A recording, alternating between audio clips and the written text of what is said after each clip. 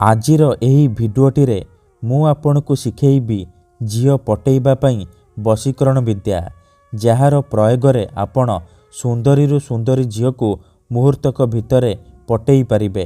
पड़िशा घर सुंदरी भाउजकु पटेई पारिबे। ताठारु निजर मन मुताबक काम हासिल करि पारिबे। एही वशीकरण करिबा पई आपनकु बेसी किछि करिबाकु पड़िबनी। केवल चुपचाप 4टी तुलसी पत्र एही जगारे रखिबार अछि। तापर देखिबे किपरि सेही समय ठारू से झियो हेउ बा पड़िशा घर भाउज आपणकर बसरे हेजिबो। आपणक आडकु आकर्षित हेबाकु लागिबो। आपण ताकु जहा कहिबे सी करिबो। कोनोसी प्रकार बाधा देबो नाही। हाँ फ्रेंड्स, ठीक सुनिले। जदि आपण निज पसंदर झियोकु मने मने भल पाउचंती, पड़िशा घर भाउजकु मने मने भल पाउचंती, किंतु जेते चेष्टा कले मध्य ताकु पटेई पारुनांती, ताकु निजर मन कथा कहिबाकु डरुचंती, जदि आपण एही सबु समस्यार समाधान चाहुचंती, से झियो बा भाउजकु पटेइबाकु चाहुचंती, ताकु निज बसरे करी ताठारु निजर मन मुताबक काम हासिल करिबाकु चाहुचंती, तेबे आजिर एही भिडियोटी आपणकर इच्छा को पूरण करिबो। कारण आजिर एही भिडियोटी रे मु आपनकु शिखेइबी बिना मंत्र तंत्र रे एमिति एक प्रचंड महाशक्तिशाली वशीकरण जार प्रयोग रे आपण निज पसंदर झियोकु पटेई पारिबे। वर्ष वर्ष धरी भांगी जाइतिबा पुराना प्रेम को फेराई आनी पारिबे। जदि केउ झियो आपनकु धोखा देइची, छाड़ी पळेइची, तेबे आपण एही वशीकरण करिकी देखंतु। ग्यारंटी देउची से झियो जेते दूर रे थिले मध्य राति दिन आपणक कथा भाबिबो। आपणक पाखकु आसीबा पई बाध्य हेबो। निजे आसीबो, आपणकर पाद तळे पड़िबो, आपणकु भल पाउची बोली कहिबो। आपणकु न देखि रही परिबनी। हाँ फ्रेंड्स, ठीक सुनिले। आपणकु न देखि रही परिबनी। तेबे एही वशीकरण करिबा सबुठारु सहज। केही भी एहाकु अति सहजरे करि परिबे। बिना कोनोसी पैसा खर्च करी, बिना कोनोसी मंत्र तंत्र करी आपण निज घरे बसी बसी एही वशीकरण को करि परिबे। किंतु मन रखंतु, वशीकरण करिबा पूर्वरु मोर गोटिए छोटिया अनुरोध सुनि नियंतु। आमर बहुत सारा दर्शक बंधु माने आमको कमेंट करुछंती कि गुरुजी आपणकर वशीकरण काम करूनी। तेणु मोर सेई बंधु मानकु अनुरोध कि आपण भिडियोटी को पूरा ध्यान सहित देखंतु। प्रयोग विधि को ठीक भाबरे बुझंतु। अधारु छाड़ी कि पळेइले किंबा काटी काटी देखिले आपण किछि भी बुझी परिबेनी। परे आपण कहिबे गुरुजी आपणकर वशीकरण काम करूनी।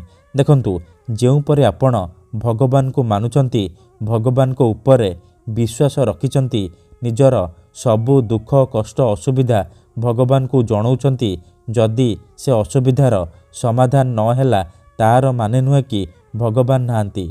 सेहीपरि वशीकरण हुए।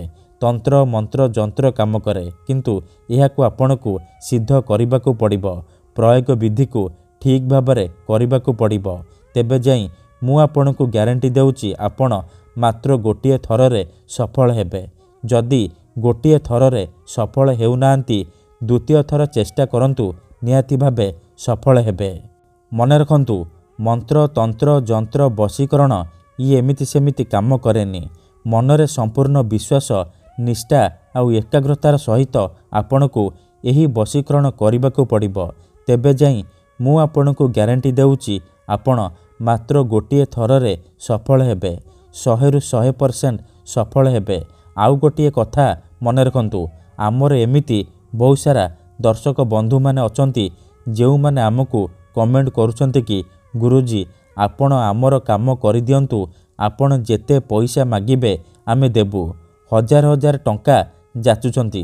देखंतु, आमर एही चैनल रे बहुत सारा वशीकरण वीडियो अपलोड करा जायछि, जाहाकु आपणकर सुविधा पई अपलोड करा जायछि, जाहाकु आपण बिना कोनोसी पैसा खर्च करी घरे बसी बसी करि परिबे।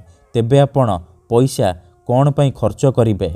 आपणकु यूट्यूब रे एमिति अनेक चैनल मिल जिवो, जेउ माने मोबाइल नंबर देउचंती, ताबिज बिकुचंती, वशीकरण करिबे कहिकी हजार हजार टंका ଠକି ନେଉଛନ୍ତି। ତେଣୁ ମୋର ଆପଣମାନଙ୍କୁ ଅନୁରୋଧ କି ଆପଣ ଭିଡ଼ିଓ ଦେଖନ୍ତୁ, ନିଜେ ଚେଷ୍ଟା କରନ୍ତୁ, କିନ୍ତୁ ଏହିସବୁ ଠକାମିରୁ ଦୂରେଇ ରୁହନ୍ତୁ। ଠିକ୍ ଅଛି। ତେବେ ବଶୀକରଣ କ'ଣ ପାଇଁ କରାଯାଏ? ଯେତେବେଳେ ଆପଣ କେଉଁ ଝିଅ ବା ପଡ଼ିଶା ଘର ଭାଉଜ କିମ୍ବା କୌଣସି ପୁରୁଷକୁ ନିଜଠାରୁ ଅଧିକ ଭଲ ପାଉଛନ୍ତି, ତା ବିନା ବଞ୍ଚିପାରିବେନି ଭାବୁଛନ୍ତି, ସେତେବେଳେ ଆପଣ ବଶୀକରଣ କରିପାରିବେ।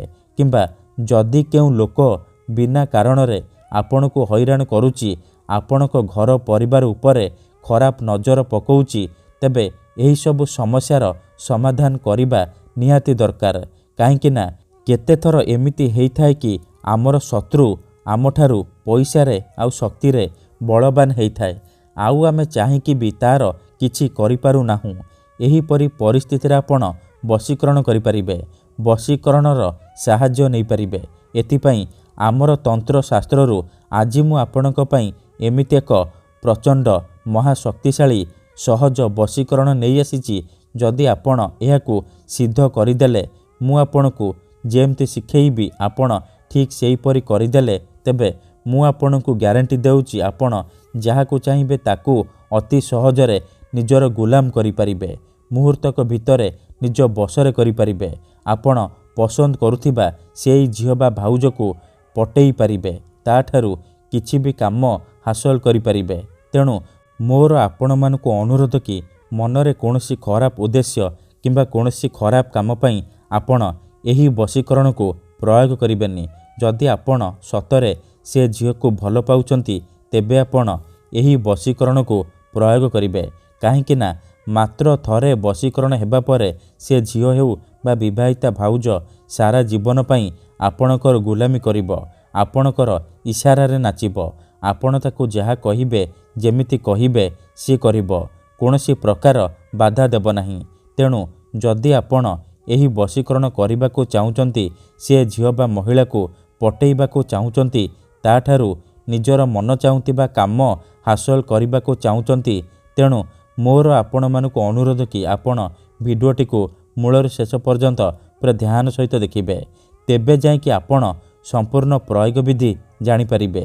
ତେବେ ମନେ ରଖନ୍ତୁ, ପ୍ରଥମେ ଆପଣ କ'ଣ କରିବେ, ଧ୍ୟାନ ସହିତ ଶୁଣନ୍ତୁ।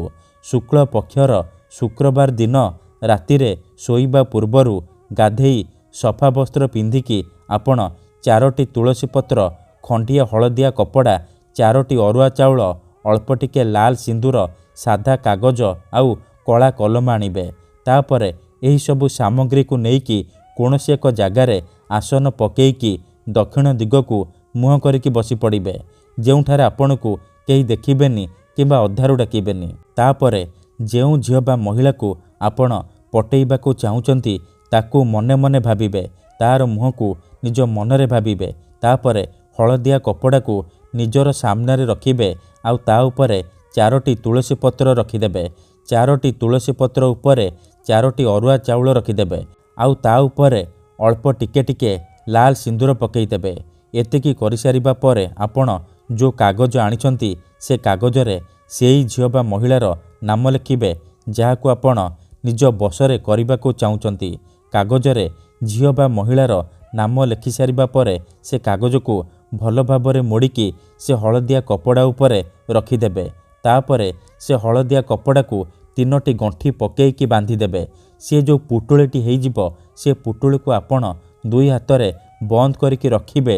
ଆଖି ବନ୍ଦ କରିକି ସେଇ ଝିଅ ବା ମହିଳାକୁ ମନେ ମନେ ଭାବିବେ, ତାର ନାମ 21 ଥର କହିବେ।